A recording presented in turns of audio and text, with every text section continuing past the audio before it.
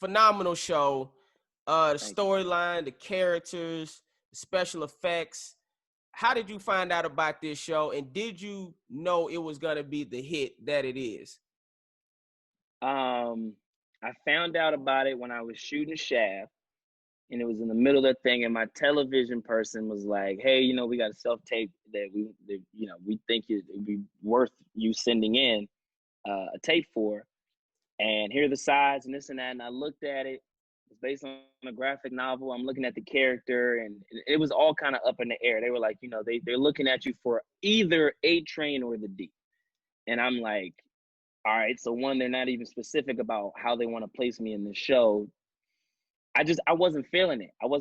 It was one of those weeks, and like we all have these weeks on a project where usually everything is pretty much good to go, but there's always a stress week of like locations is tripping, or we packed too much into this week that we weren't really expecting, or the rain messed us up on Monday, so now Friday is going to be ridiculous. It's always something like that, and that was one of those weeks.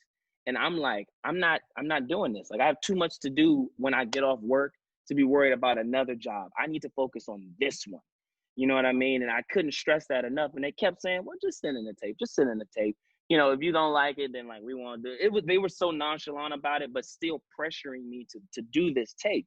And I think they were just trying to downplay it because they knew, but I didn't know. Gotcha. I had no idea. I didn't know who Eric Kripke was, but they knew Eric Kripke was like supernatural. You know what I'm saying? Like one of the best in terms of this genre, one of the best shows on television in genre. So I was like, I didn't know any of that. I'm just saying, I don't have the time. I don't have the patience. I can't do it.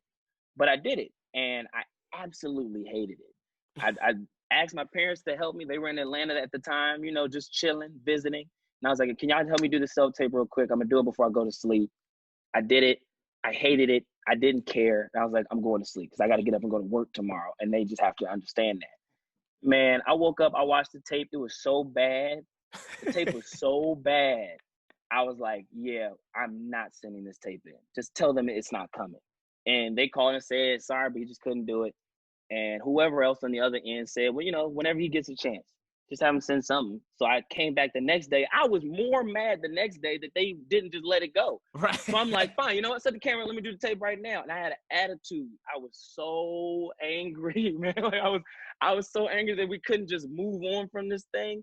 I did the tape with like the nastiest attitude, and they loved it. Because plays into your character. A-Train is. Like, that's who he is. That's crazy, bruh. Hey, man. Oh, man. When I hear stuff like that, man, I'm like, that wasn't nothing but God, though. It's amazing how you don't know the situations and things that's going on in your life is preparing you or helping you, and you not even knowing it to get the blessing that's coming up. 1,000%. Because I just wanted to walk away from it.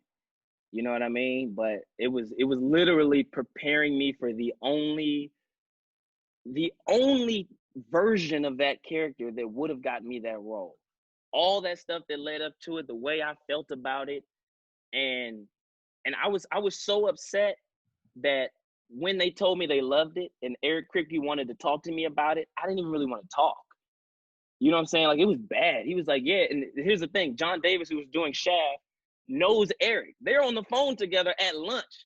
And John is looking at me. He's saying, I don't know, man. Jesse's kind of pissed right now. He doesn't really want to do it, but I'll put him on the phone just like jokingly. You know what I'm saying? And I get on the phone, and I'm like, look, man, y'all stressing me out. I'm just trying to work. What's up? Eric's like, man, we loved you. And then I'm like, right. well, let's talk about it. Straight up, though. You're like, oh, hey, on second hand, what are we talking about? Yeah, what do you mean? Like, well, elaborate. But it ended up being cool. And Eric ended up being great. He totally understood why I felt that way at the time. And he was like, I just hope you could be that committed to the boys when you get here. And I'm like, that's what it's going to be. You know what I mean? If somebody else call me for something, I'm going to give them the same attitude because I'm trying to be present. That's what y'all want, right? Like, I'm trying to be present. You messing it up. But It worked out, man. That was nothing but God's doing right there. Do you ever fear they're gonna kill you off the show? Is that ever like a fear in the back of your head, or you like, I It's ain't not tripping? really a fear. It's a reality. I mean, if they're going by the graphic novels, eventually I get my head kicked off. That's what happens. Gotcha. I don't know if it's going to happen that way. It's definitely not going to happen in the same timeline because it probably would have already happened. But, you know, eventually I think so. Kick the nigga head off. God damn it. Eventually I think so. Hey, but man. I'm cool with it. Hey, man, you getting it in, bruh. Keep doing what you...